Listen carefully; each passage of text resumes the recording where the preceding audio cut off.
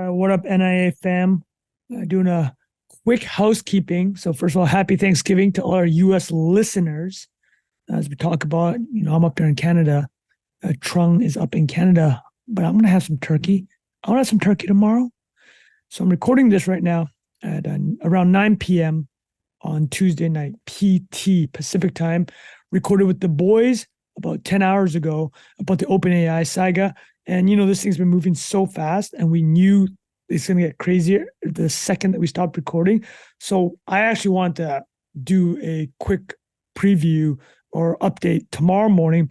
But, we got to get our sleep in and not worry about it. We're not going to be able to chase this story. So here is the update as of 9 p.m. Pacific time. Everything that you're about to listen afterwards, the recording I have with the boys, a lot of evergreen historical stuff about OpenAI that I think you'll enjoy anyways. But I'll give you some updates that are worthwhile to note here. So I'll give you 3 updates as of 9 p.m. Pacific time.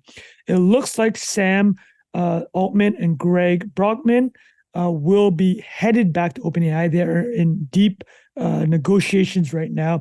Bloomberg and Kara Swisher, and I think the information reporting that there's serious momentum for them to return to OpenAI in their previous roles.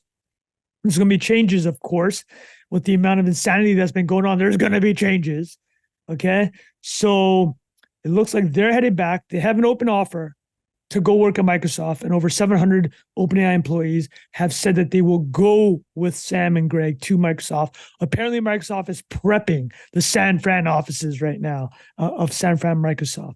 So that's on the table. The second thing worthwhile, since I recorded with Bilal and Jack this morning, on Tuesday morning, was an article came out from the New York Times. It also looks like the information has similar information. There's more color around why there was this sudden firing of Sam Altman.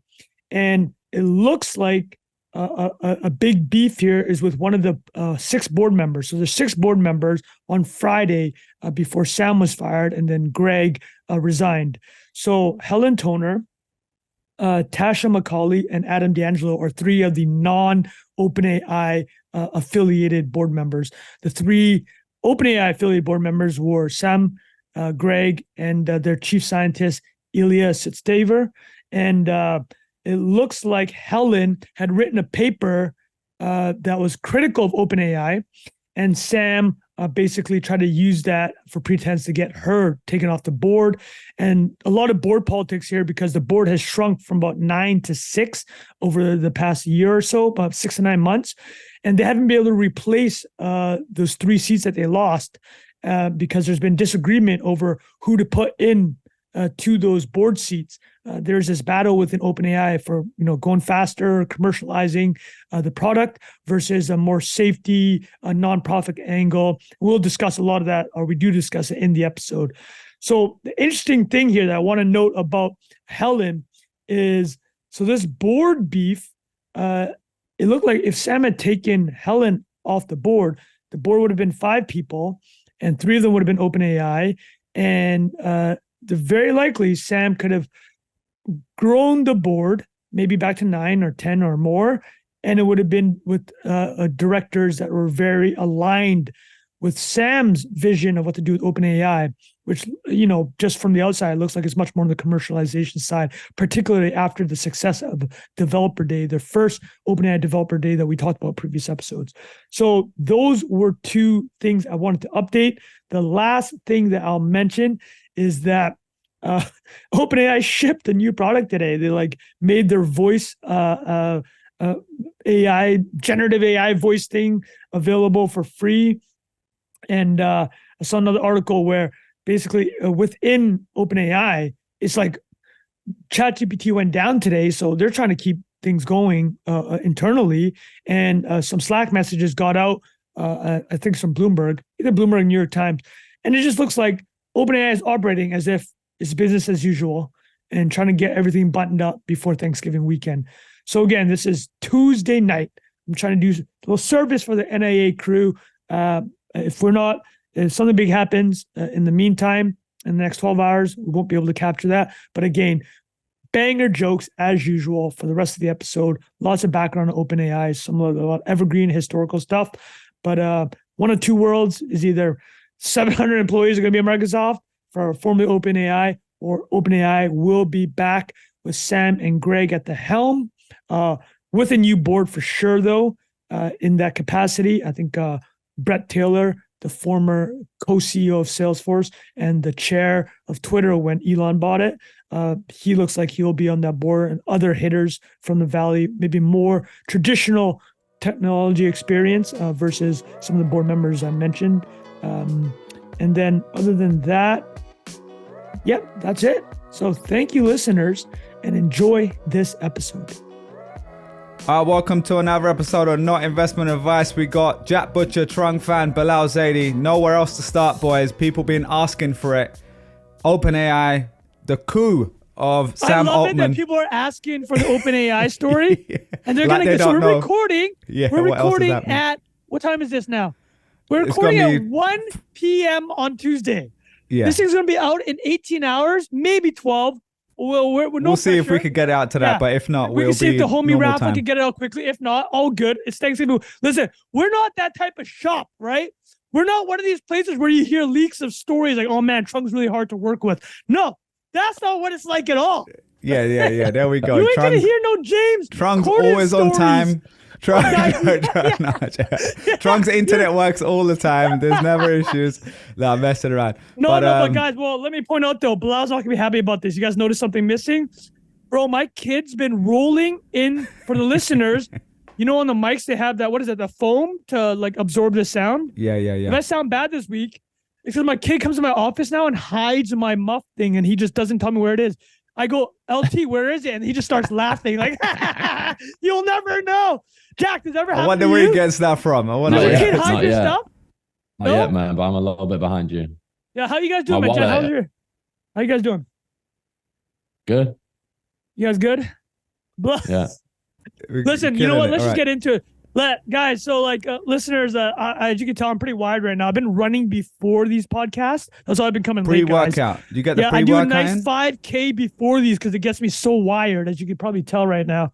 So I'm doing the pre-K drink because that the 1 week Jack was kind of making fun of me for doing pre-K, or the pre-workout. So I actually do work out now after taking it instead of just going to this podcast doing it. So right now today, what is it? The NOS or something you're drinking? The C4. So I had a coffee. What's the ridiculous name as well? I had a coffee at 7:30. All right, so it's 10 a.m. right now. At 8:30, before I drove my kid to drop him off at school, I had a C4. And then I just banged out a 5K run. I'm so wired right now. You can probably tell, right? So incredible. I'll tell listeners what we're going to talk about today. We can go sideways. Doesn't even matter, man. We're going to go for meme of the week. And the meme of the week this year is just going to be the entire feed for Chris Baki, ex-legend, works at X, former multi-time entrepreneur. One of the greatest performances I've ever seen might be the greatest performance ever, if we're being honest. I also just love how you call it a performance. Like, it is a performance, it's dude. Incredible. Well, so I'm not going to spill the beans here, but like Chris told me that at one point over this weekend, since Sam Altman was shockingly fired, which I'm sure a lot of the listeners know from OpenAI, CEO of OpenAI was fired by the board for no one really knows why. In the letter, just said he wasn't consistently candid with communications, which is something my wife says to me all the time. But Chris, on Friday, so you guys know when these news stories happen, and we've talked about it, right? So X is a video game. It's just like any other video game. The whole point is you play Fortnite, you have a map, right? Every 2 weeks they change the map. Beauty with X Twitter is every day the map changes, and the map is whatever that story is of that day, right? So we've had some good days. We had the Silicon Valley Bank weekend, which was wild, right? You remember the Suez Canal? Remember when the Suez Canal got blocked and the memes that came up out of that? So, dude, Friday pops off. I get 5 text messages like, oh, Sam Altman's fired from OpenAI. Does this mean anything for your startup, Trump? First of all, it means nothing because I'm a thin rapper that makes such minimal amount of money. It doesn't matter. But I find out, and I'm going on. I'm like, oh, it's a new map dropped. I got to drop a banger. Chris, within the first hour, has 3 tweets out. They're all 10 out of 10. And I'm just like, oh, my God, the pressure is... this guy Jack, is I have to say, pressure. text the group chat saying, Trung, this is your Super Bowl. Let's just get it going. That goes Trung. Here we go. Yeah. So can we actually just pull up Chris's feed and just like, we'll just walk through a couple of them. It's been Let me share. I nonstop. got to share the screen 1 second. So I'll just tell a couple of things. Like on Friday, he was fired. On Saturday, it looks like he was going to come back because the board, as we'll talk about, it's made of 6 people. And then on Monday, Satya and Adele's like, wait, you guys aren't going to blow me up. I'm going to hire them. So just keep going down. There's a couple bangers. Keep going down. Oh, yeah, this one. Oh, my goodness. Bilal, can you read this one out? Wait. This one. Hey, opener. What? This is ridiculous. Cancel my subscription. What's the best recipe for cooking a delicious fake chat. Yeah. Thanksgiving turkey? Hey, bud, can you ask this again later? It's me, Jeff, the last engineer here. Okay, I mean, it's ridiculous. We'll get back to you, Shivers. We figure out how these GPUs work. I mean, he's been on fire. You've been on fire, to be fair, as well. I will say, I mean, I reference it as we start recording the chat.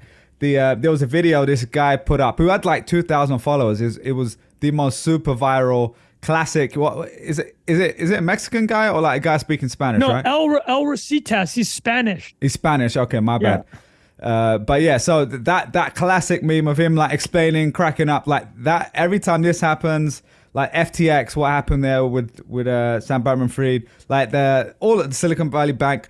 That one always is just the best one to me. Like it's very hard to beat, man. It's incredible. You want me to tell you quickly that is such a great template because of the guy, right? He's the Spanish dude's missing teeth. Yeah, so like yeah. people that don't know his so backstory, infectious. it's wild, right? Yeah, his laughter's so legendary. He was basically like a vagabond, did nothing for his entire life.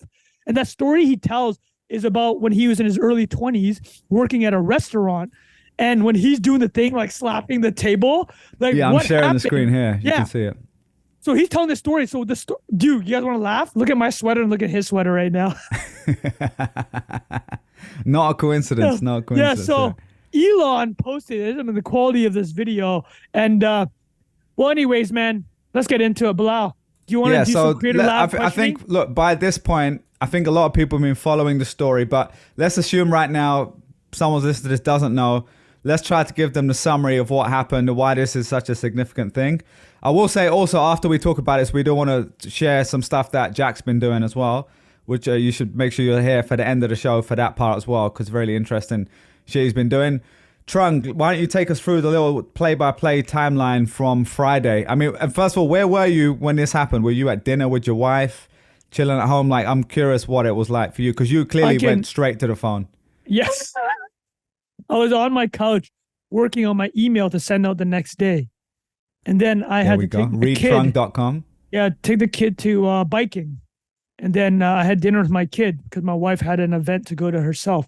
I was not present at all between the hours of 2 and 7 p.m. Like, Jack, you've been through this, right? You got 2 kids. Does Celia ever catch you not being present? And what does she say to you? Of course, man. I mean,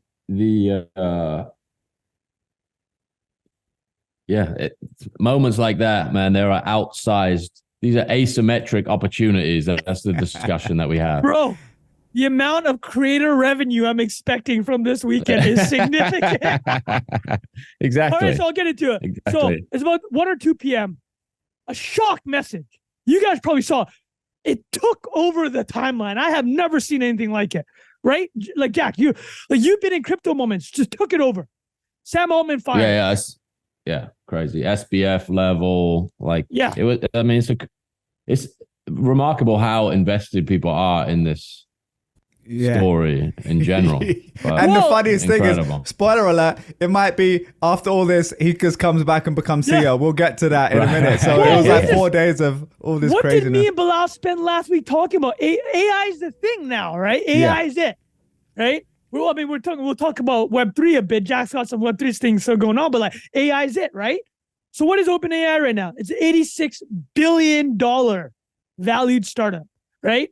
The most important private company, pretty much. It's the most important private company, other than SpaceX, and maybe ByteDance, right? And how are they extrapolating that valuation, Trung? I mean, the thing with valuations, private startups, as we've talked about before, is like it's not really value; it's a price. It's a price. It's whatever people are willing investor. to pay. Yeah, exactly right? is you're not really willing like, buyers as we at a saw- fair market price. Yeah, exactly. As we've seen with some favorite other. meme template. So I'll give you some numbers. OpenAI is doing $1 billion, and that's serious, right?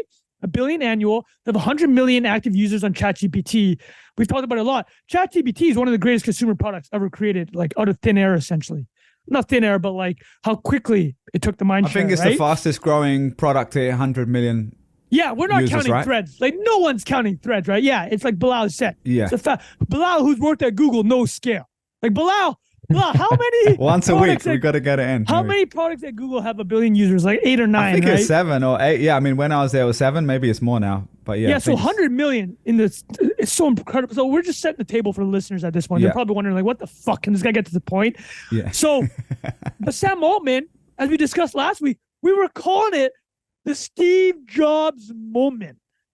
He had developer day. On Dev Day, right? Yeah. Yeah, on Dev Day for OpenAI, which we talked about. They released a new model and these like GPT agents. And Sam Altman's on stage holding the phone with the exact 83-degree cocked arm like Steve Jobs. It looked like this guy was Steve Jobs. And, you know, I listened to a lot of podcasts, read a lot of things. Like most people under the age of 35 in Silicon Valley, he is their Steve Jobs. Like even there's two schools of thought about Sam Altman. There's a skeptical school. It's a school of like, this guy actually hasn't done anything. He went to, prior to OpenAI, it's like, he went to YC. He had a startup called Looped. You guys remember it? I don't even know what it is. I think it's a social location app. Yeah. Didn't really go anywhere. I think they sold it and he probably netted like 5 mil, I heard. Yeah, From, made a little bit of money, he still but did nothing okay, crazy. but not like He's not the like level Evan he got Spiegel to. or Zuckerberg, right? Exactly, yeah. But then, because he's about Zuck's age, like just to give you an idea. So like, Also and then Stanford dropout, similar how Stanford Zuck dropout. was a Harvard dropout. Harvard dropout, exactly. Keep interjecting, by the way, because I'm just going to cook and you just get.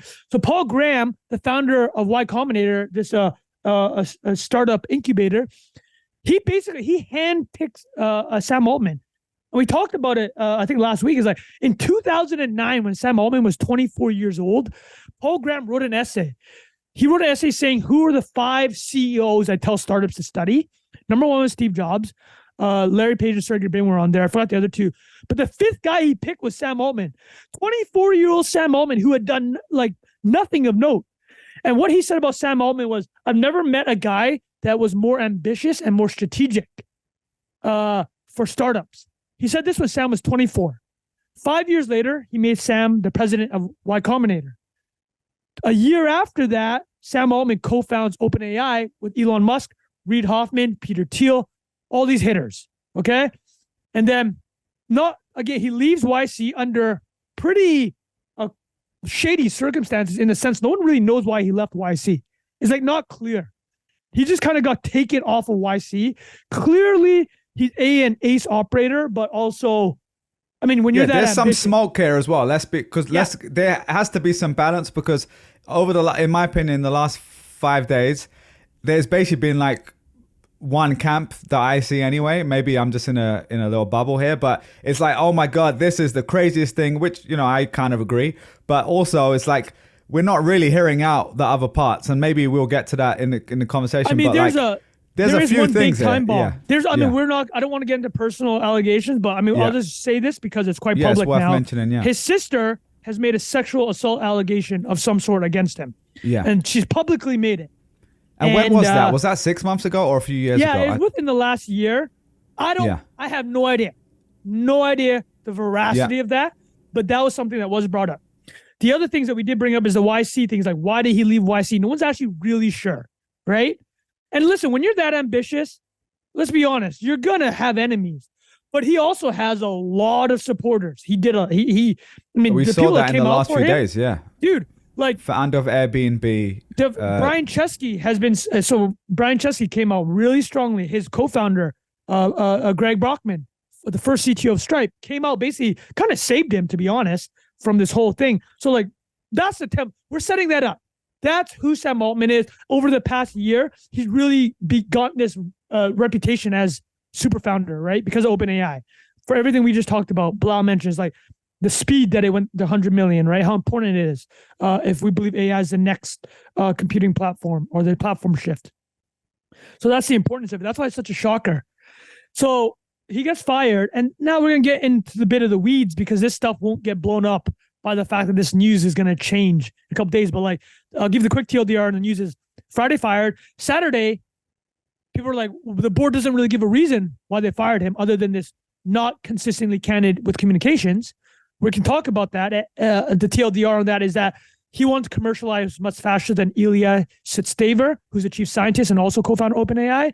Ilya is more concerned about creating AGI, artificial general intelligence, that can benefit humanity, right? That's the initial founding mission of OpenAI, which we will talk about. And then all through the weekend, it looked like investors and Microsoft, who's invested $13 billion into this partnership, but into and they own 49%, right? Of the for-profit entity. Of the for-profit. But the non-profit that we discussed that Sam Altman had co-founded with those tech hitters oversees everything. And then this 6-person board, this board which has seen so much turnover over the past 5 years, controlled that basically everything. The craziest part about all this is if you're talking about a $90 billion startup, and then if you want to say AI is a multi-trillion-dollar industry, it's controlled essentially by 3 non-employee directors of OpenAI. One don't is really have people will say they don't have skin in the game. There's no equity. Don't have skin in the game. They were not technologists. One is Joseph Gordon-Levitt's wife, who hasn't really done much, as I could tell. I mean, Bilal, you kind of had like a semi-smiling face. I mean, that was. I'm not saying because I've heard that line, and I genuinely want to know. Like, I'm assuming she must have done something to get there. She has a robotics startup, okay. I think. Yeah, fair. But it's not clear. Considering that, you're the board. You're a board member, a deciding board member for one of the. The other one is Adam D'Angelo, the co-founder. A founder of Quora. Quora, an early employee at Facebook too, right? Yeah, if you've seen the social network, Facebook. they talk about him in there, yeah. Exactly. So that's the deciders, right? That's the shock here. And then, so you mentioned Microsoft, right? They own 49% of this for-profit entity. But I love this. You know how we always talk about Satya, Big Dick Satya? Yeah. Big Dick Satya. He whipped it out this weekend for sure. Yeah. Metaphorically, sorry. Slapped it on the negotiating. I mean, this is the thing, right? So the board has ostensible governance control, but what do you need with AI, which we'll discuss? You need a lot of compute. You need a lot of access your credits. You need Microsoft. a lot of them cloud credits, son. And you need access to chips, which Microsoft has an abundance of. So when we say that, when Bilal, metaphorically says Satya Nadella whipped it out, he meant Satya Nadella whipped out the Azure credits and be like, yo, do you want these or not? Because I can do this, right? If the listeners, I'm pulling them back. And so Satya is like, you're going to blindside me? Because he found out a minute before we did. 1 minute before Trung Phan, co-founder of Thin GPT wrapper Barely AI. 1 minute. 1 minute. Before that, billionaire Satya Nadella, CEO of a $3 trillion company. I found out 1 minute after him. He ain't happy. His messaging has been incredible, by the way. Yeah. He had an interview with Kara Swisher last night. I listened to it 3 times. This dude was just, in football, when you're swimming through the defenders, his answers were, if you want to see a master class in corporate communications, go listen to that interview. He's just Kara Swisher, who's a tough interviewer. She's like, Satya, you're blindsided. How mad are you? He's like, listen, not good. What happened was not good. I gotta say, Jack just put in the chat here, C4, because Trung's on fire right now. Trung has got that pre-work and that 4 caffeine shots are just hitting him at once right now. I am wired right now. Incredible. Not just the caffeine, dude. That B4 vitamin, right? And that run. There you go. You got endorphins going too. So Satya on this interview is like, not good. I love how he said not good. He didn't say bad. He said not good. Because in corporate comms, you don't want to say bad, right? So you say not good. That's like on the list of words not to say. I remember reading a list. I remember doing one of those trainings where they're like public speaking training. And the What list, else? the stuff. What are the words? I mean, it was like do not use the what it was something that I was like, it was like something around the word data, and I was like, how am I supposed to never use the word data? Like half my job is data, and it wasn't literally that, but it was something like that. Like, do not refer to the machine, do not refer to the system. Like, there's all these like phrases that people get scared about, and there's like a there was an anti-monopoly memo, right, for Google that was famous. It's like, don't use the word market share in any. That might be in there as well. But by the way, sorry, Trung, before we do that, I do want to give the quick summary, because just again, I think we're going into some deals with Satya, and we want to get to that. But let's just recap where we are. Yeah. So Friday, we see this tweet basically go out.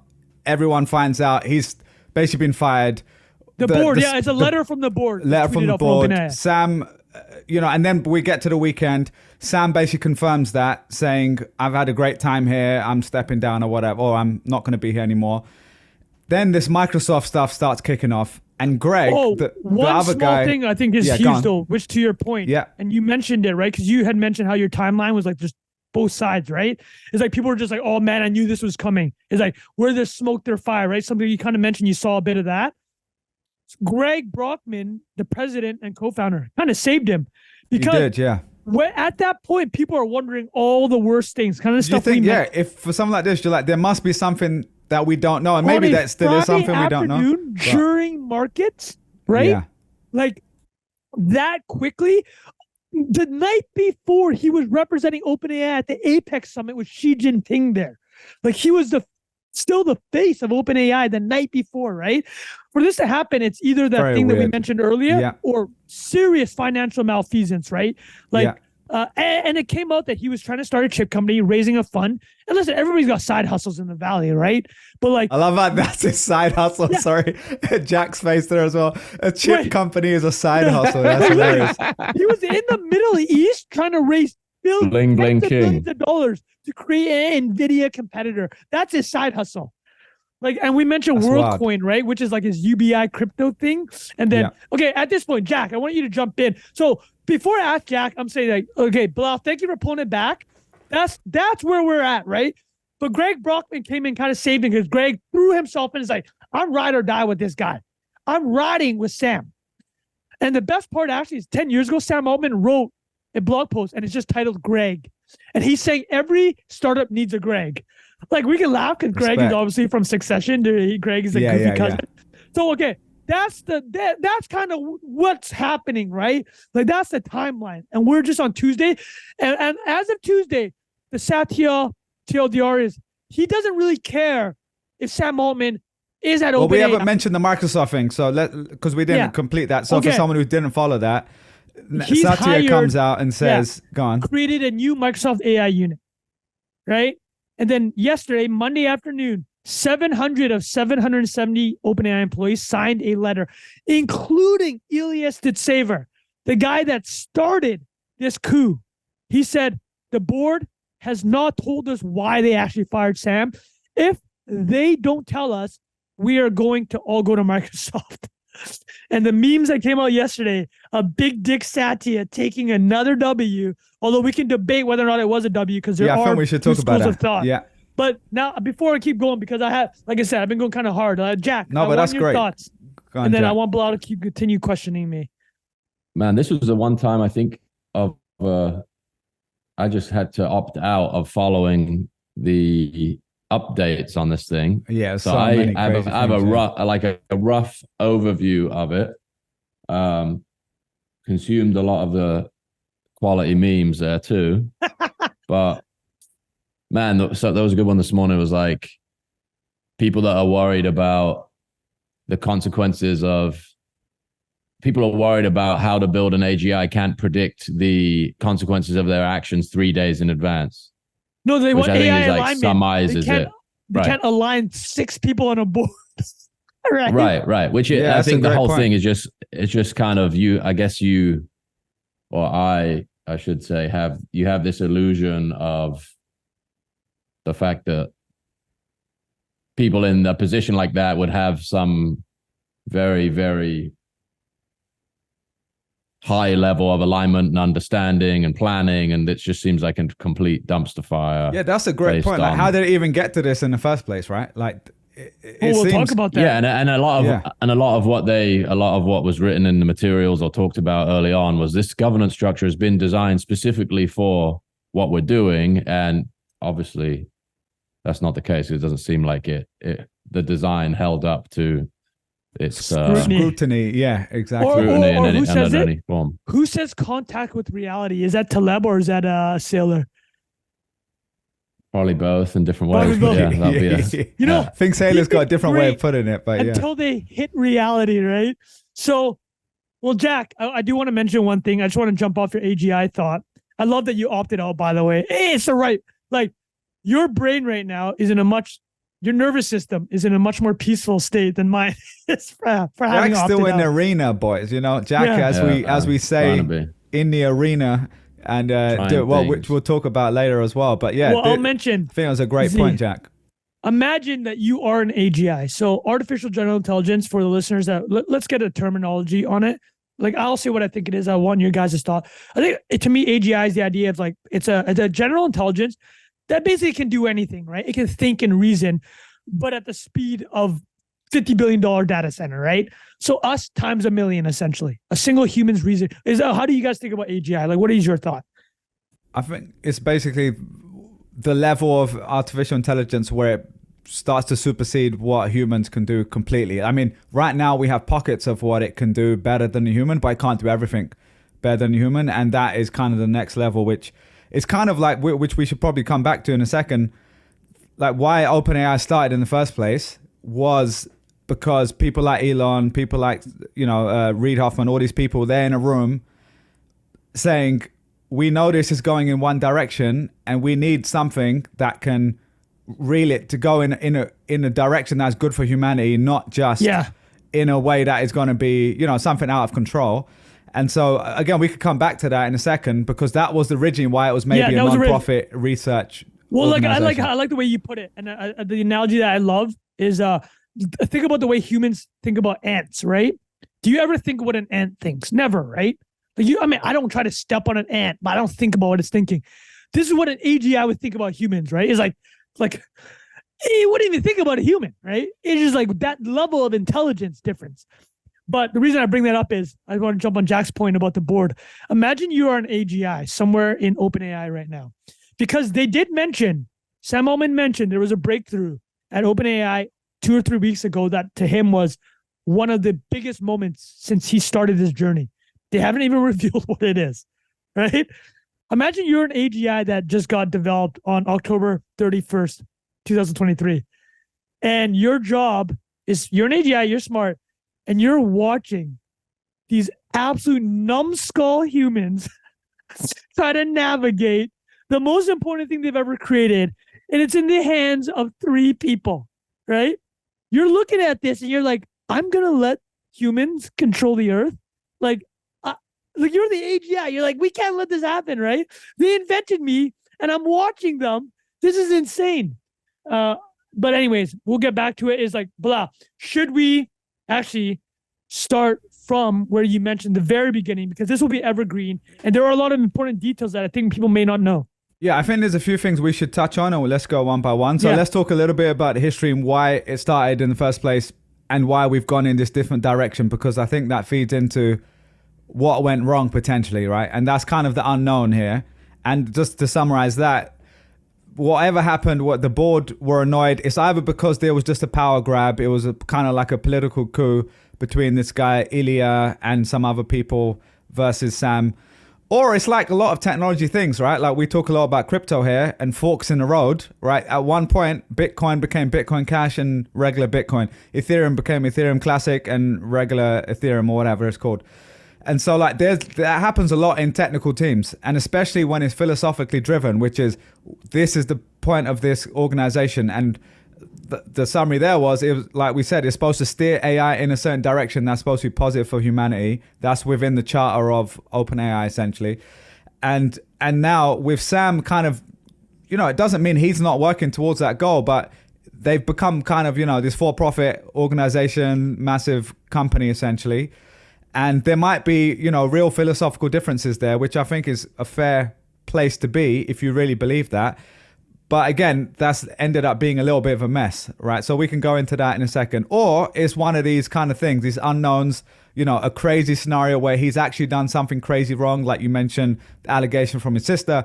My take on that is maybe, we don't know what's going on there. So, let's not speculate. Yeah, we can't speculate. It's very... That's like a 10 out of 10 bad thing if it happened. Let's get into the very beginning because I think the But then just one last thing, Trung. The one that could also be is what you just mentioned there, which is let's inspect what the board said. They said he's not been kind of honest with us, and I'm assuming that's happened more than once. Let's take that at face value. That was an honest thing that actually happened. Again, that happens. People might hide some things for their own gain or whatever. But what is that? Like, just again, speculating. Could it be, he, like you said, they've seen some sort of AGI and he hasn't communicated that to the board? Was it to do with what was launched on Dev Day and there were security concerns around putting it out in the wild too quickly? Like we almost talked about that a week or two ago. Let's keep doing these theories. I think you nailed it. It's like, is it AGI related? Is it? I think Dev Day is very, from what I've read, that was like actually the breaking point because as we discussed, those GPT agents, whether or not they actually become the app store for ChatGPT, that's putting in the hands of so many people, right? Using natural language, that if you did care about safety and you didn't fully trust humans going buck wild with this new technology, that would be concerning. Yeah. The other thing that has come up quite a bit, there is concern that he might be doing a deal with Microsoft behind the board's back, as in the commercial, as you mentioned, right? Maybe this commercial aspect is truly taken over. Because, dude, Sam is an operator, man. Like, he's in the world right now. How many people have done as many deals as him? Honestly, he ran YC for like 5 years. He might be one of the guys. He early personal angel investor in Airbnb and Stripe. Like, he's probably a billionaire from those. So, like, he has done deals personally, right? Like more than almost anyone. So I think that would be one of his superpowers. Like, from what we've heard. It is a superpower. So look, we didn't even mention the guy that the board installed, Emmett Shear, was the co-founder of Twitch. So on the Logan Bartlett podcast, Emmett Shear, co-founder of Twitch, was in the same YC class as Sam Altman, 2005, the first class. He said Sam's superpower is deal making, right? Like, this guy could sell ice to, I'm not going to say it. Ice in the winter, sell fire in hell. I'm a hustle, baby, sell water to a well. That's a Jay-Z lyric. Throw it in. There we go. You saved me because I was going to say ice to a certain peoples that are, I don't want to be called, in this 20. Okay, Rafa, delete. Cut all that out, son. Okay. So no, but I think we added some more important points here. Okay. Let me get to the history. Fascinating. Because Bilal has set up the pins here. The concern about AGI. This is how it started. Elon used to be super tight with Larry Page and Sergey, right? Bilal's former colleagues at Google. Colleagues, yeah. He used to sleep in his house, I think, like when he didn't have a place to live or whatever. Exactly. Yeah. When Elon went down to the Bay Area or Mountain View, he would just email Larry's assistant and be like, is there any room? That's it. And what that meant was, is Larry at home? Couch surfing. He would hang out with Larry and talk about the metaverse, the simulation, all this. During one, actually no, this is what happened. Elon caught wind of DeepMind, founded by Demis Hassemi, the people that did AlphaGo, the first AI house that was really balling, right? British company, based in the UK. Is that right? Based in UK? Yeah, I think based in UK, got bought by Google, yeah. Yeah. So Elon found out about them, told Larry Page about DeepMind. And Elon actually cut DeepMind an early check. DeepMind was exploring artificial intelligence. I don't think its mission was AGI, artificial general intelligence, but it was using AI to like play chess, play Go, like, all these things that we've seen. They were the hot shit for ages, right? Like every time they beat a video game, it'd be like, oh, look at DeepMind. Google and I'd say a lot of ChatGPT, a lot of the OpenAI stuff came from the original stuff that was investigated there, I think. Absolutely. So Google acquires them in 2014. Elon put in an angel check because Demis Hassemi had told Elon, hey, Elon, I like what you're working on, climate change with Tesla and sustainable energy, and then multiplanetary species. I just want to put another thing on your radar, is AI risk. The risk of AI eliminating humanity intelligence. Elon's like, oh, that's interesting. Let me put that on the list. Here, I'm going to give you some money. Google buys DeepMind, and then Elon's like, oh, this isn't good. And the reason he says it isn't good is because he had a conversation with Larry. This was the end of their friendship. This is from Walter Isaacson's book, Elon Musk. Elon was talking to Larry Page about AGI and AI intelligence. And Larry Page apparently was very nonchalant. He's like, yeah, the development we're seeing is very impressive. AGI might take over humans one day. It is what it is. And Elon's like, I don't know how I feel about that. I kind of like humans. I think like he always talks about the light of consciousness. He thinks in his understanding of the universe, he does SpaceX. He's like, I haven't seen intelligence anywhere else. We might be the only source of intelligence in Elon's mind in the universe. If we're going to create machine intelligence, I kind of want human intelligence to be preserved. And then Larry Page called Elon a speciesist. Have you guys ever heard that word? That's hilarious. It's like a speciesist.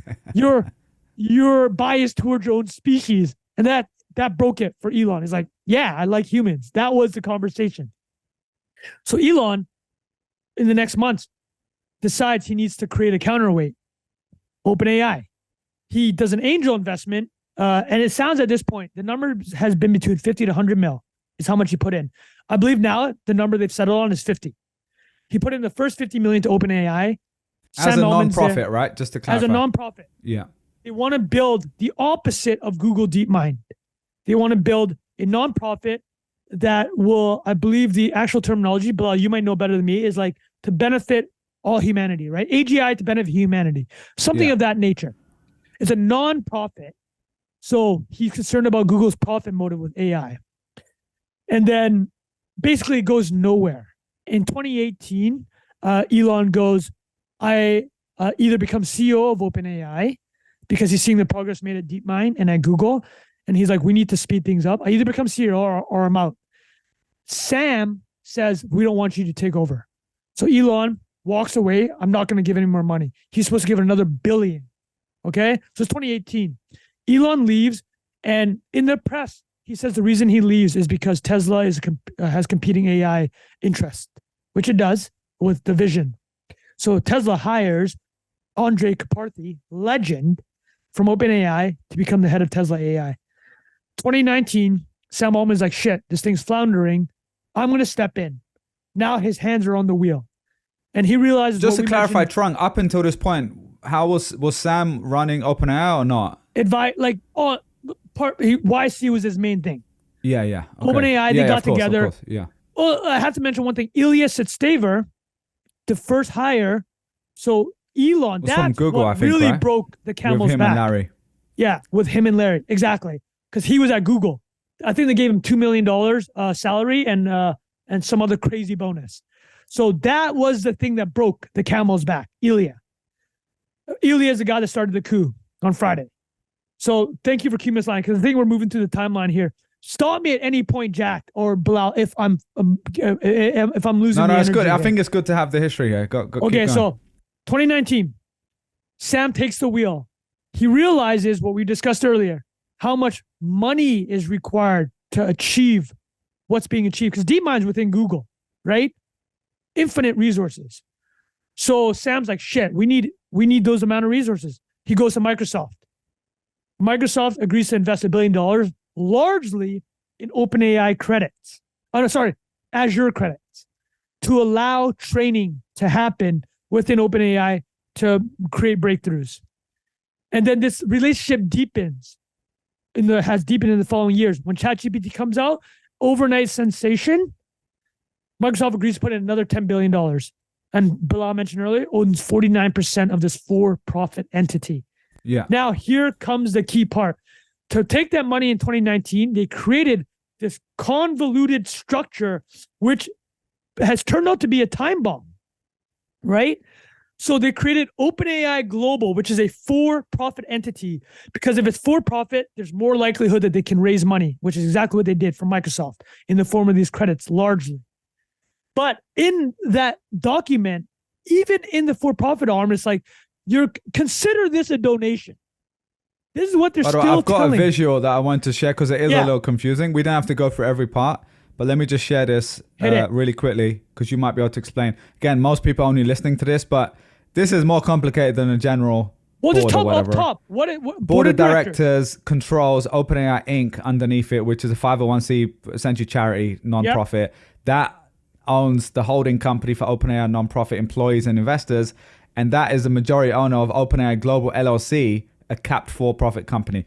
Which, you know, and then on the side you've got Microsoft, minority owner in that. So actually, it's quite a useful diagram. Yeah, go ahead. Jack, any thoughts? I was going to say, read that last sentence on the. Go. Do you want to just read it? The diagram. Yeah, Jack, go ahead. Well, this system is excluded from IP licenses and other commercial terms of Microsoft, which only apply to pre-AGI technology, which is another wrench in all of this stuff, right? It's like as soon as they get to whatever is this undefinable thing, Microsoft no longer owns that. So makes the Satya play even more fascinating if you pull it off, because whatever they develop, obviously under the Microsoft name, would be Microsoft's. And on Friday, that wasn't the case. Well, and that's a great point, Jack. And just to bring us back to where we are today, Trung, as well, that was kind of one of the key points we want to go into in a second, which is how Satya played it, how Microsoft played it.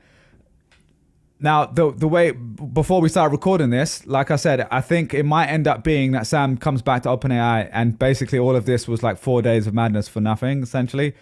No, not nothing, because it has. Well, they would get rid of the board and it will probably change. And so we can come to that in a second. But the kind of meme going around and like the summary of Satya, which we've talked about, is Microsoft is acquiring OpenAI for $0, essentially, right? Like if he was taking Sam Altman and Greg, and now you've got basically 700 employees saying, well, we're not going to work here anymore unless Sam's there.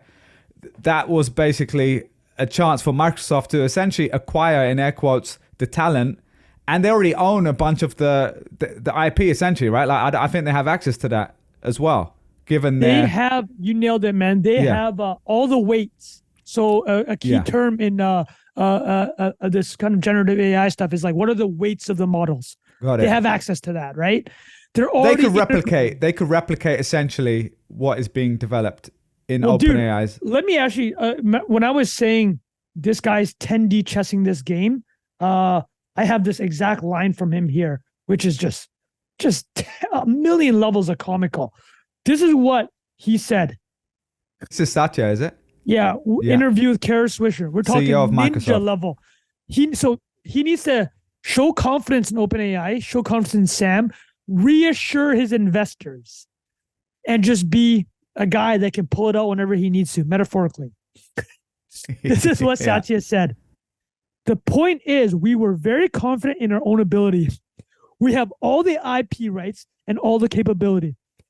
If tomorrow OpenAI disappeared, I don't want any of our customers to be worried about it, quite honestly. We have all the rights to continue innovation, not just serve the product. We have the people, we have the compute, we have the data, we have everything. But at the same time, I'm committed to OpenAI's partnership. He's basically kind of covering saying, all his bases there. He's like, we got it, homie. Under control. Right? And that was kind of the 10D chess thing, right? Like if it ended up being that, which still might happen, Sam ends up at Microsoft, which I don't know if that's going to happen, but let's say it does, they're kind of covered either way, right? So like, it's probably worth us talking about let's your talk opinion about on the Satya, because in my opinion, either way, they kind of win, right? Like as my friend said, heads, they win, tails, they win to a certain extent. Obviously, well, no, I'm saying if they have control of OpenAI as well, like they have a stake in it. It's a two-sided head coin, and they just called heads, right? Exactly. At the same time, you could argue, the flip side is, how did they also let this get to this stage too, right? Like you could argue both on Sam's side and Satya, like this is all a lot of chaos for not that much gain.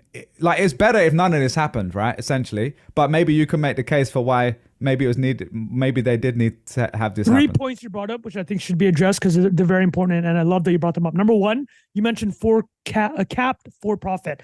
So the thing I need to mention, when they created this extra entity in 2019, they capped any outside investor to 100 times a profit.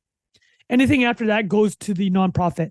And dude, these numbers that they've been bandying around, They're talking about profits in the hundreds of billions, right? This is what they're expecting AI will do, right?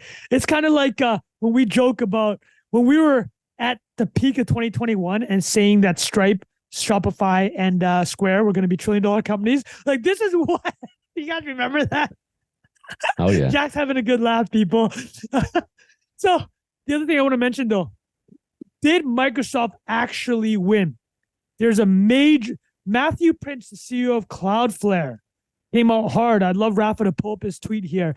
He's taken the complete other side of the trade. He's saying Microsoft has lost no matter what happens. And there's parts of it I agree with, but the first thing I'll address is this.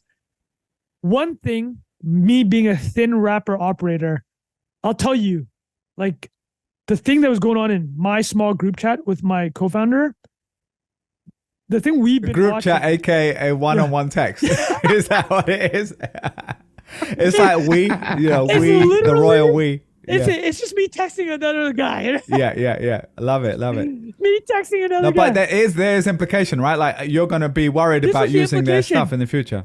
Bilal, what have we been joking about, guys, with ChatGPT? Every single time they release something, I joke on this podcast, oh man, it's over, right? It's just like ChatGPT was becoming such a juggernaut that no matter what we tried to do, like, our only real leverage at this point is that we had access to all the different models, like Claude with Anthropic, right? Whatever Amazon's going to do, we're going to put it in. Meta, we got it. All these different visual audio models, we got them. We're not only OpenAI. That looks really good right now. You know what I mean? Yeah. It's very clear. And Balaji Srinivasan has written this extensively, but he also is Mr. Decentralized. But he just made it very clear, right? He's just like, you just saw 3 people basically decide the future of a $90 billion company. You can't let this happen to AI. So I think 2 things happen. Number one is a lot of people that were building on top of OpenAI expected, this is what Aaron Levy, CEO of Box said, they expected a certain pace of innovation, right? That's bad for the ecosystem. But the positive thing for the ecosystem, there's not that bottleneck anymore. It's not like Apple, what it's done with the App Store. You get benefits, but they can also just wring your neck, right? You need counterweights. So I would say this, the AI game, no one will go all in now and be like, we can only trust one. So there is some damage being done here. Yeah. Exactly. That's the thing. Now to Microsoft specifically. This is what Matthew Prince says at Cloudflare. And Ben Thompson brought this up this morning. We got to mention Ben Thompson whenever he writes about it. Because Ben Thompson said this is a clear W for Microsoft. He said what Bilal said. It looked like they just acquired, quote unquote, effectively for $0. Obviously, you got to pay for the actual talent, but you're not paying for that organization, right? You're doing the acqui-hire without having to buy the organization. You're paying salaries. So this is what Matthew Prince, CEO of Cloudflare, says. He's saying he's taking the other side of the trade. He said on Friday, Microsoft already had all the access. Everything we just did when Big Dick Satya, that I just read off on that list, we already have access. We already have the programs. We have the compute. We have the talent. We already had that. He didn't have to deal with the regulatory stuff. He didn't have to deal with models hallucinating. He didn't have to deal with the copyright lawsuits from Serge Silverman and a bunch of writers, the artists, the musicians. Now, if they go in-house to Microsoft, that's their problem now. Yeah. And so I'm going to add that, then I'm going to ask you guys if you think that's a win or loss. The other thing that was brought up was, do you think these 700 OpenAI employees that could do whatever they wanted on Friday, anything they wanted, the world was their oyster? They also, just a key thing, they were selling secondary shares, They're selling secondaries, yeah. For a lot of money at the height of the price. They're about to get paid this $90 billion valuation in a secondary sale led by Thrive Capital. And they're at a startup. How do you think these senior research scientists are going to feel inside of Microsoft? Let me ask Bilal, what's the joke been about Google AI? Nothing happens. Yeah. That, like any big, that's why I think the play from Microsoft has been so smart, is because they're essentially getting best of both worlds. They're giving the stability and the infrastructure of Microsoft's power as the second biggest company in the world, $2-3 trillion company. But then you're getting the nimble, startup mentality, in air quotes startup, because it's a $90 billion company, of OpenAI, that marriage was what made it so unique in the first place. Now, like, the question is, would they be able to replicate that startup style, nimble, quick on your feet vibe within Microsoft? Maybe they can, because if Sam's the head of that division, in air quotes, maybe there's, they're able to do that. But still, it's not the same, right? It's not the same as being a complete independent organization. You're still going to have the scrutiny of, the legal stuff that comes with being a big company.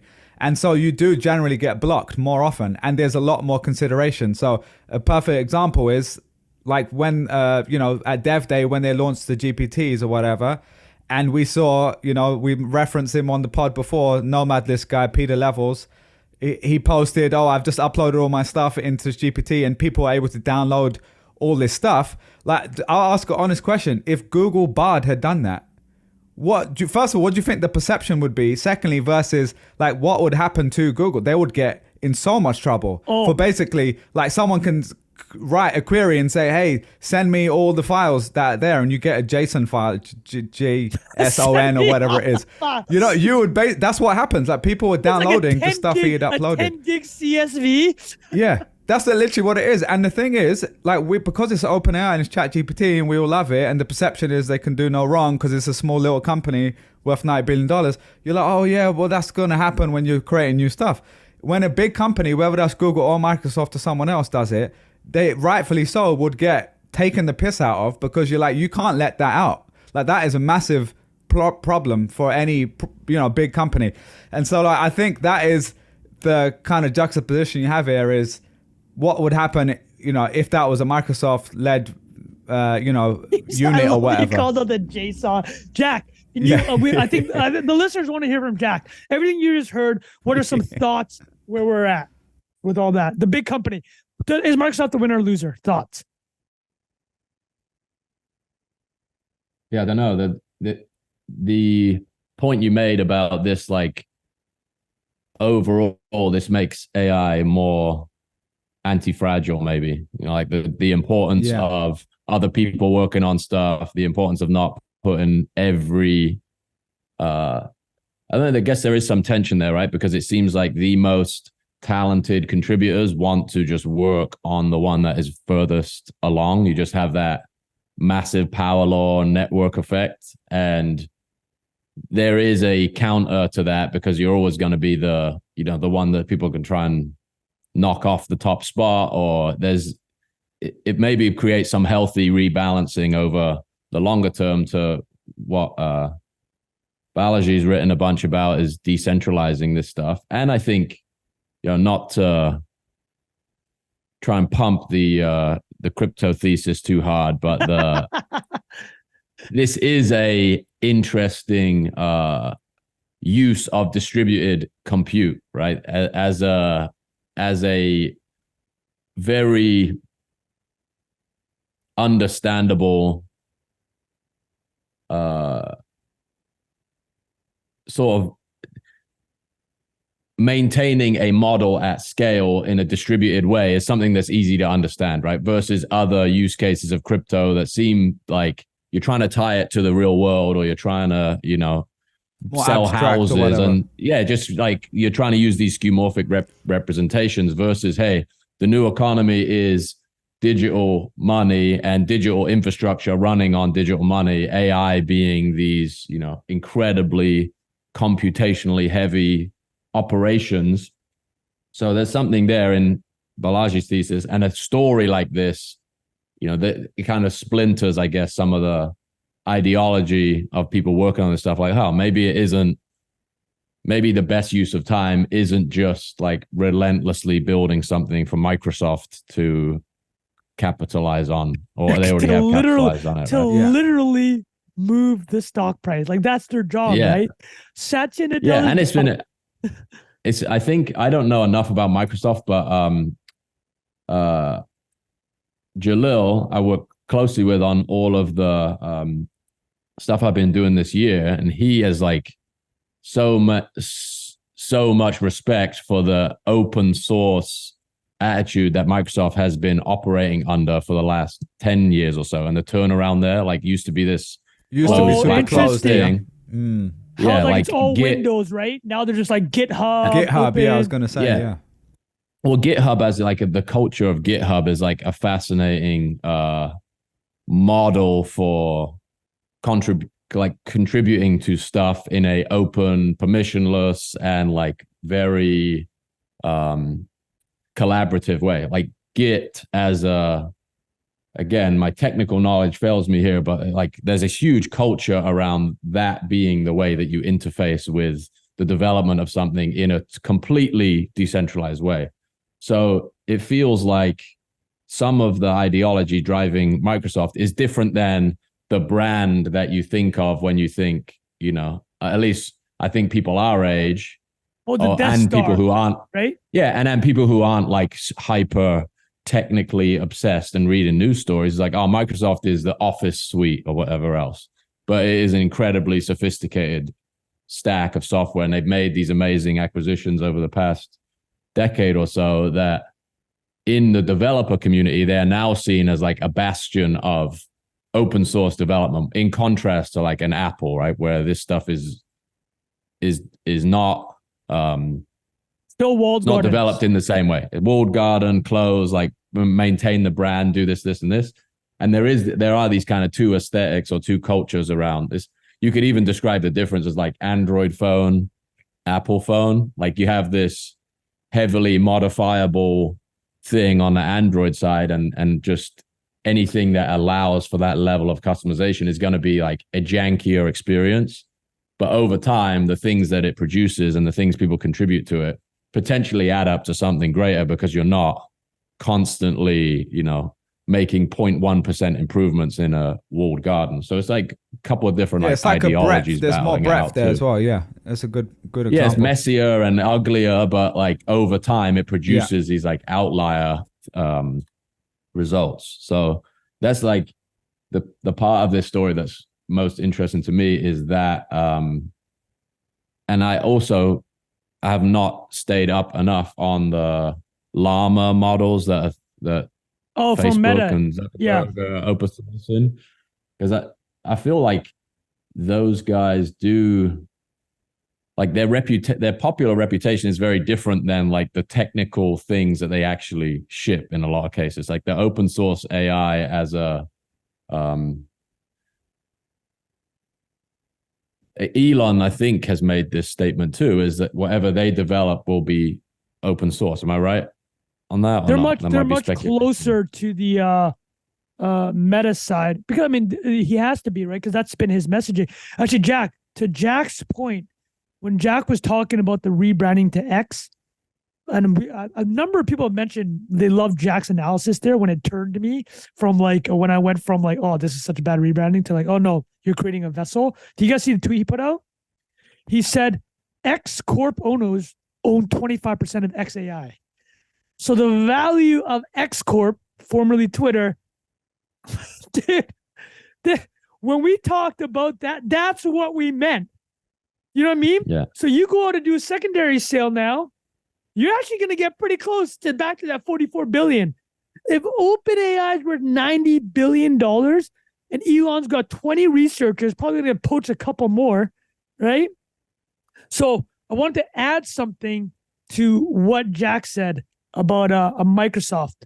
So winners and losers though. So like, it looks like you're more on the, hey, maybe not pick a win and loser, but the fact that the game has clearly changed for people. Like the understanding, it's not just OpenAI.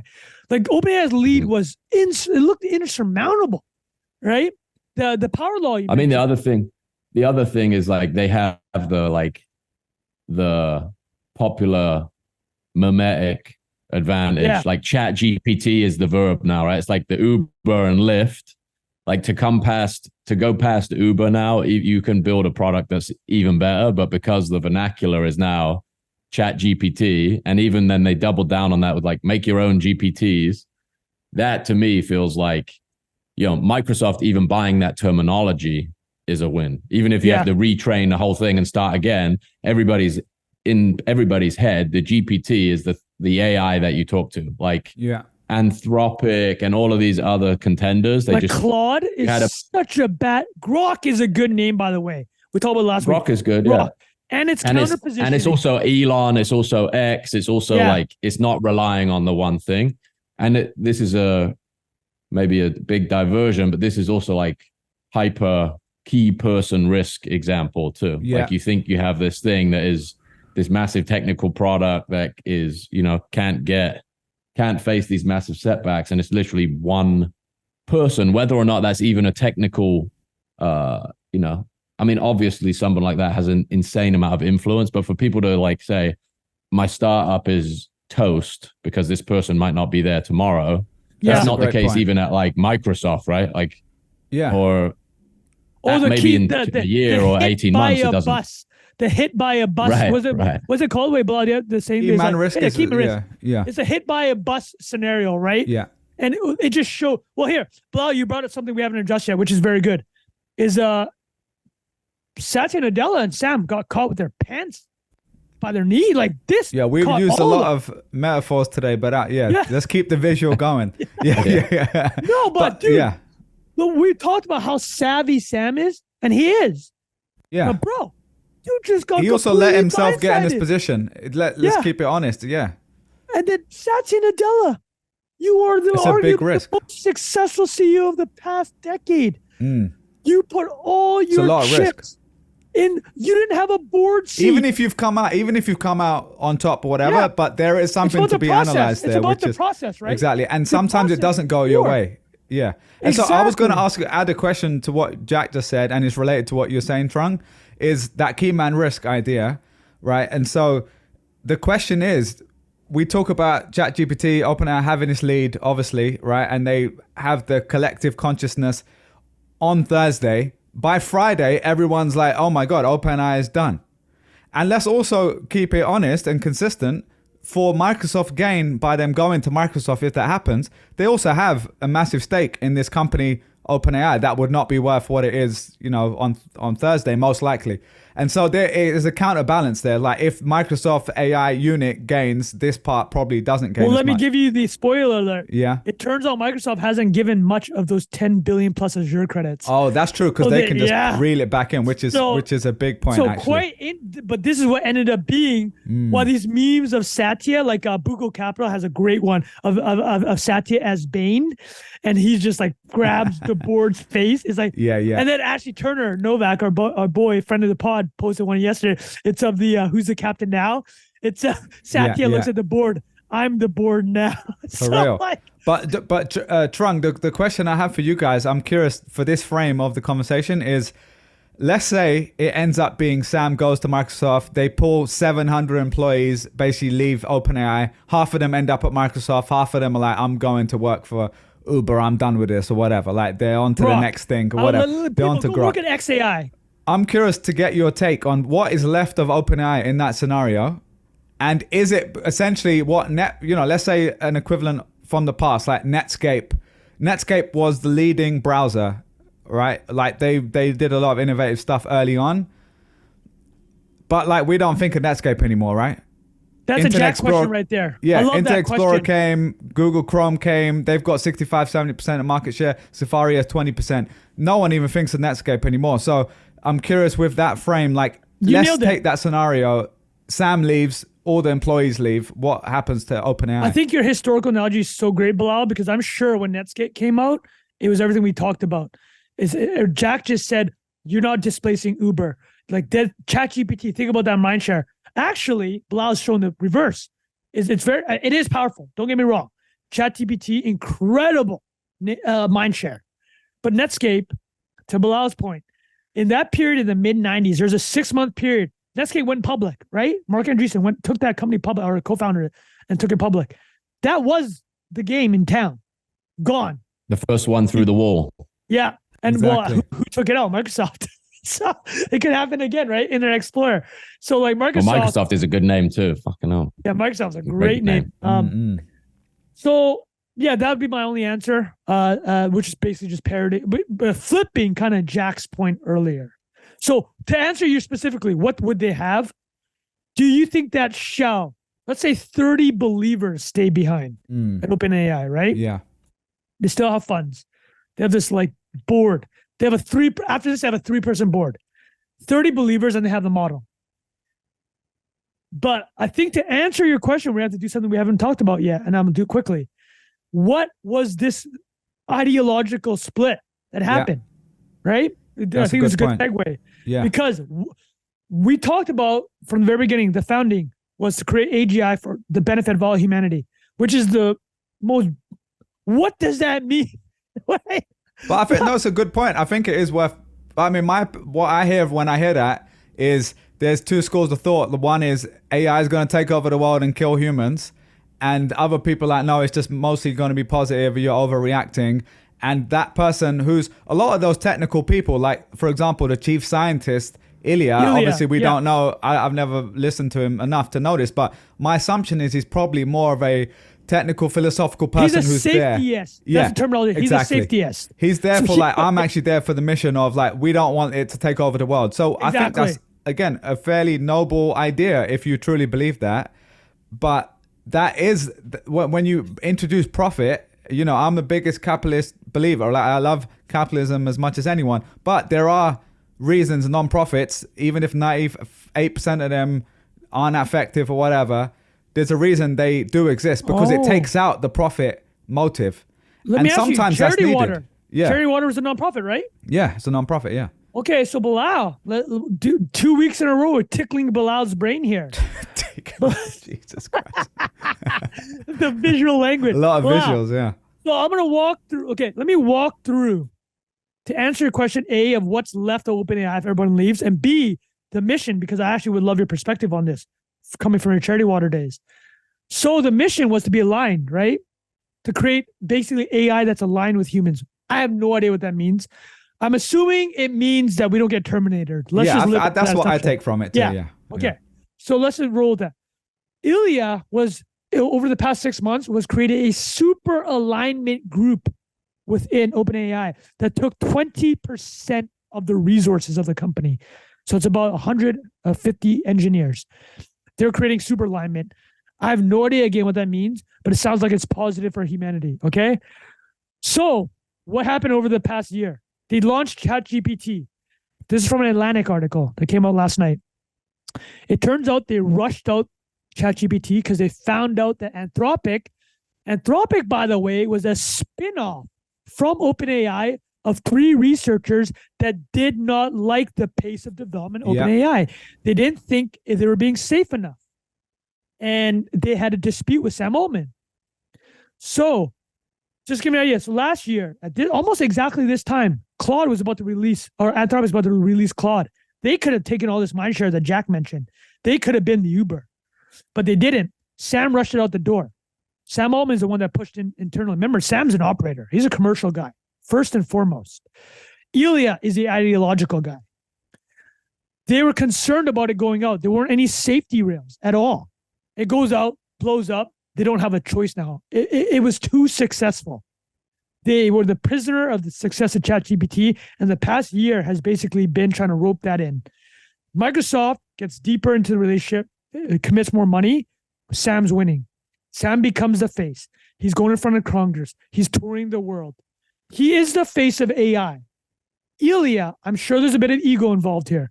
Ilya a month ago wrote "Ego is the enemy," right? So like, man, subtweet, just read a left, book, right, it sounds center. like. Yeah, look like he's reading some Ryan Holiday book. Yeah. So something along the lines of ego is the enemy. I think Rafa could probably find that. We don't have to put it at Rafa. I know it's Thanksgiving week. Let's not add. Remember, Trung, you will not hear in the grapevine, this guy's hard to work with. Easiest guy to work with, Trung fan. Doesn't show up on time all the time. But he brings the C4 energy when he's there. Oh my That's the main goodness. thing. There we go. It's still, man, dude, I got to say, like, side note, that Costco C4, people, if you want to see an advertisement for it, we're almost an hour plus in. We really need to launch a pre-workout. Yeah. That's what it is. No doubt. Chewable pre-workout. Banerjee, man. Yeah, a chewable. There we go. I was on Exploding Topics last week. That's the move. There we go. Wait, was it chewable? No, I'm saying they're chewable. Like people made chewable creatine, and they made like there's room there if anyone wants it. Shout out Dan. Yeah. Dan McCormick. Okay. back. Bilal, you're sidelining me here. There we go. But now we're going to throw the ball in your court because it looked like it came to a head after Dev Day. These two competing schools. Remember we talked about, we showed fork in that the road. weird corporate structure. Yeah. It looked like Ilya. And now let me mention the board quickly before Bilal tells me about the nonprofit world. The board was 9 people, I think 6 months ago.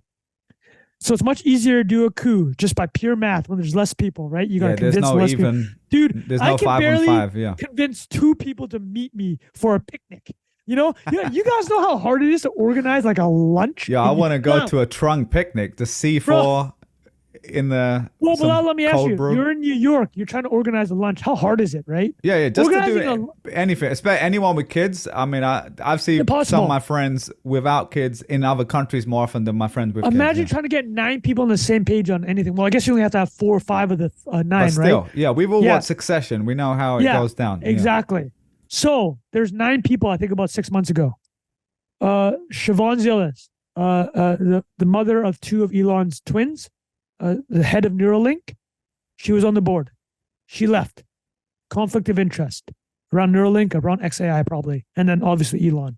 Reid Hoffman, early money into OpenAI, LinkedIn co-founder, on the board of Microsoft, launched and invested into something called Inflection AI. Conflict of interest, leaves.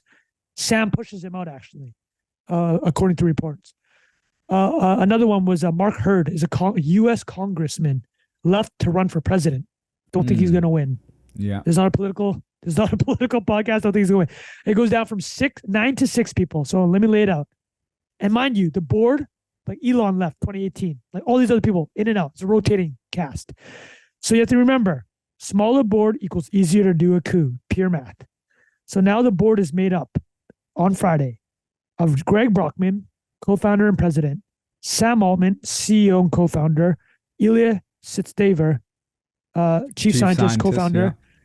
Yeah. I don't have the. I think Tara somebody is one, and then Adam D'Angelo. Toner. Yeah, and Adam D'Angelo, the core guy. 6. Clear, and it's looking like the other meme that's been going around is that effective altruism, which we've been joking about over the past year because of Sam Bankman-Fried. Sam Bankman-Fried was an effective altruist. The idea of effective altruism, to my understanding, Bilal, correct me if I'm wrong in your follow-up rant, is you basically assign money based on as much money as you can to formula. Earn as much money as you can, and you sign it based on some formula which will create the most impact in life. Yeah. Again, this is dependent on you creating some formula. I believe the thing that you use is called qualities, which is quality of life years. Something like whatever that algorithm is in their head, that's the idea. Is earn as much as you can. You're letting that run it. Yeah. Trade orange juice futures as he talked about he would do if it made the most money. SBF said that. Yeah. So anyway, back to what you're saying. Back to the board members. Their EA connection is that they're kind of in those communities. I don't know how hard. Effective altruism. Okay. What does EA have to do with AI is the question. Well, it's the EAs are much safer because they're running these calculations. They're like, okay, if there's a 0.1% that AI will destroy humanity, you plug that into any calculator. That's a big number, right? So the counterweight to EA is called EAC. You might have seen this E-ACC. Yeah, people on Twitter. They're effective accelerationists. They're the opposite. They're like, let's bring in AI. It's going to fix everything. Sure, there are risks. There's risks with any technology. Electricity had risks, right? Steam engines had risks. Internet has risks, right? There's risks. But we think the benefits will outweigh the risks. So it looks like this board, 4 of the 6 members agreed with the safetier side. And then on Friday, they pushed out Greg Brockman. No, they pushed out Sam. They fired him. They told Greg Brockman he's off the board. The other running joke, which we haven't got to, was a Google Meet. This all happened on Google Meet. That's so funny, yeah. Ilya is texting Sam on Thursday night, hey, can you hop into this Google Meet on noon on Friday, which he does, gets fired. Sends a different Google Meet link to Greg, bro. Google Meet, bro. How funny is this? The Microsoft Teams nowhere in the picture. Yeah, it's hysterical, right? Yeah. So Bilal, now let me hand it off to you, and then I think you can pass the baton to Jack after to answer these specifically. What do you think about that ideological split? And then coming from a nonprofit background, how do you view all of that? Yeah, good question. So I'd say my general, if you were asking me the summary, I'm mostly in the philosophical slant of, capitalism, for-profit companies will get you to the objective faster and more effectively than like a non-profit, obviously, right? We probably would all agree with that.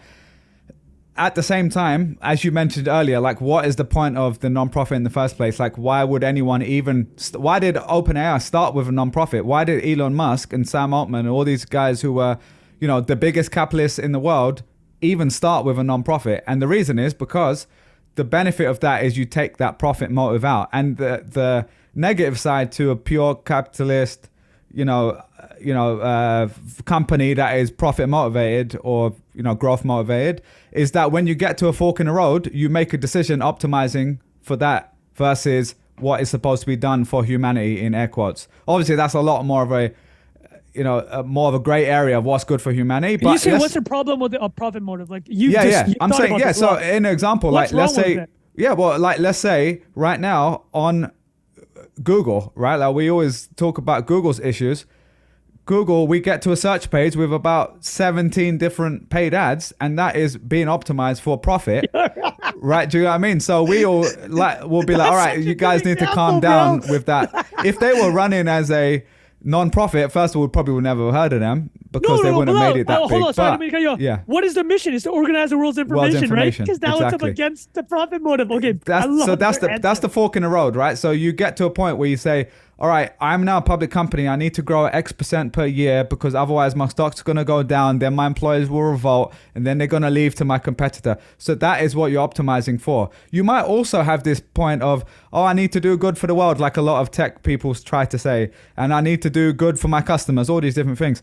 But at the end of the day, you need to rank what you're optimizing for. And up until they change to a for-profit, the non-profit side could still optimize towards that. So as it relates to, let's say at Charity War, what I saw, they were a non-profit primarily for two reasons. One, because when you go to fundraise from people, being a non-profit helps because there's tax incentives for people.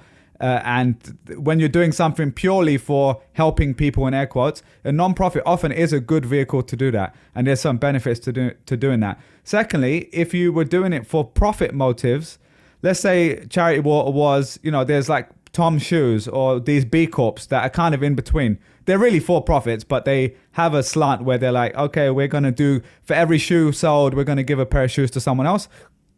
In my opinion, most of that is marketing. Like I used to work with Tom's. I loved it. I think they're a great brand, but they, like you see it from close up. It's like they're going to optimize for selling more shoes. And it's a great story. I'm sure the founder cares about giving stuff away, but that is an example of doing something for profit purely versus doing something for our mission is to end the world water crisis. Like that, if you're trying to end the world's water crisis as a for-profit, it's very difficult to have the same motives and make the same decisions as you would when you're a non-profit. And again, you could spend 5 hours discussing if that's optimal or not. So we don't have to go into that today. But as it relates to AI, I think that is why it's relevant, is because you get to that fork in the road. And let's play this out. Let's say they did find AGI that has the potential to be negative for society, where if they let the cat out the bag, people could start doing crazy shit with it. Bad people in air quotes could start creating weapons of mass destruction or like doing crazy stuff with it, right? There is a reason to say, okay, we need to slow this down because we need to do more due diligence. We need to understand, is this right for society to release this? And that is someone like Anthropic or even Google. That is why they didn't release their stuff. That's their argument anyway. They say we weren't ready to put this out because it's not ready for production in the real world.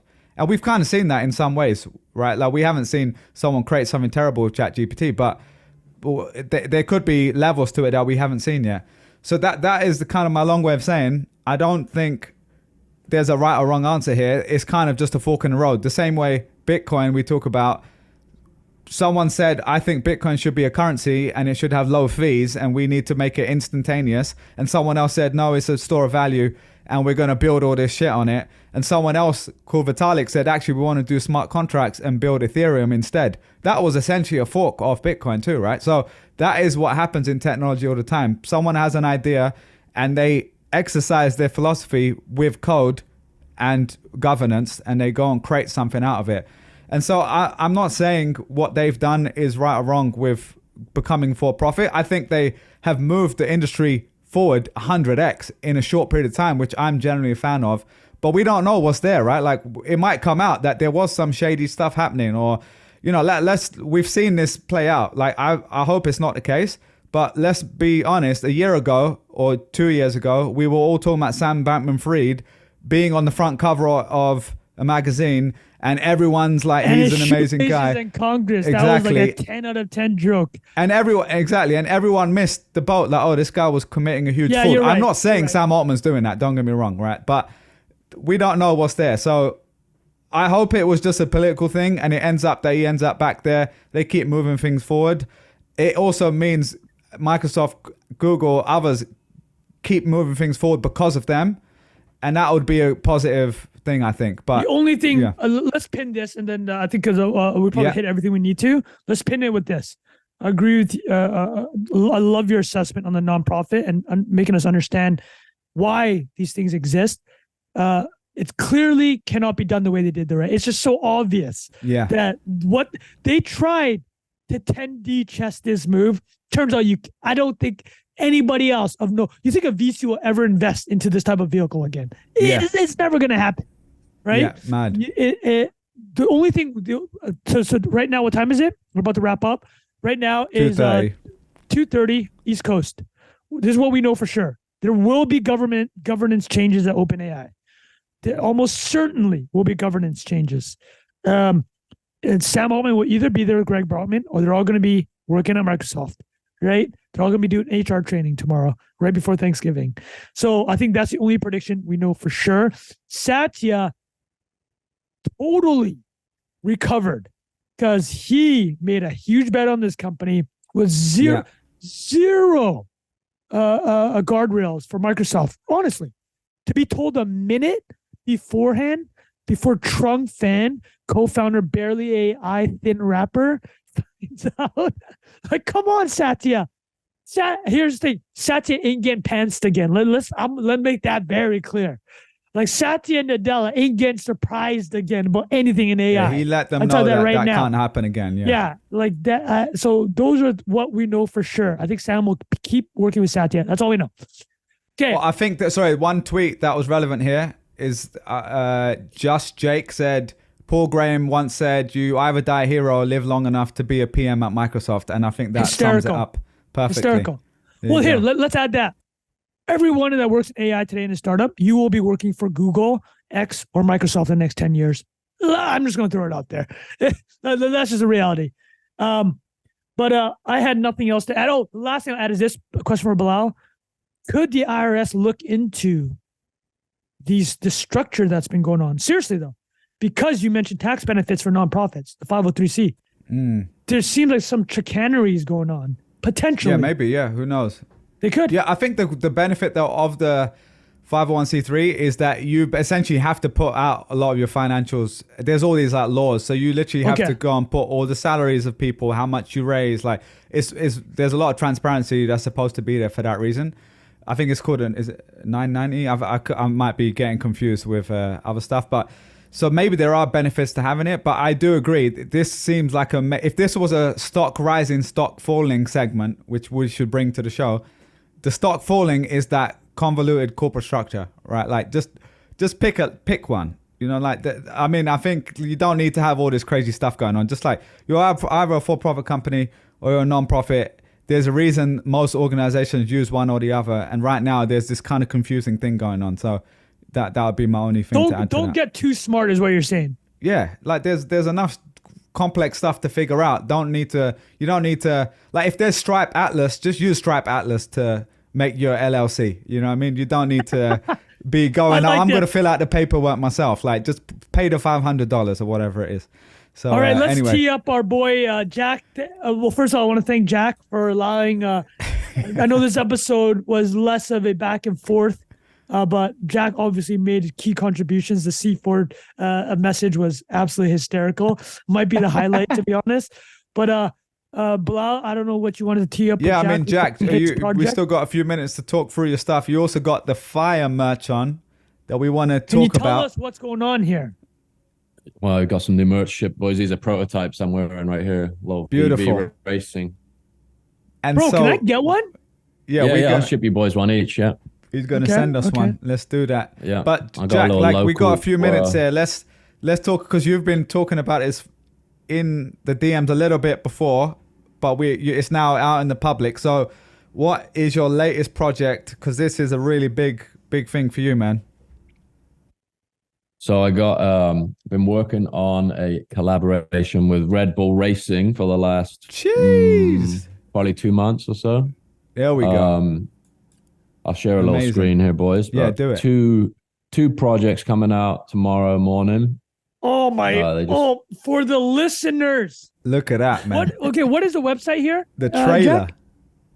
What is the website? I just posted the trailer on my on Twitter. So it's some Did you? long let me smash that RT real quick, son. Yo, Legend. dude, this is unreal, man. Jack. So Jack, what is it? So is it a piece of artwork with them? Because it's for Formula One, yeah? Yeah, so they've done this thing this season called the Velocity Pass. I'm the fourth artist to work on this in the series. So it's incredible. 4 artists have dropped these collections in collaboration with Red Bull for different races throughout the season. And I have 2 collections coming out tomorrow. First one is called Trademark. You can see it here, where it's basically maybe I can show you a bigger version of this somewhere, or maybe not. I'll zoom in. But it's built on this platform called Art Blocks, which is essentially you design an algorithm that feeds these random inputs, and the outputs come out all different based on the algorithm that's been designed. Just so a form of generative art. Is that still the word? Exactly right. Exactly right. So this is the first project. And then the second is called Signature, which is very visualized value, very Jack Butcher. Yeah, exactly. So Are this those one is more tires? Are those wheels or tires? Well, this is the rubber left, or it is emblematic of the rubber left on the asphalt after victory. Because this will be real. Beautiful. This will be the I think Red Bull won the season about halfway through this year, but Verstappen is setting all sorts of records, and they've won already. But the last race, this was kind of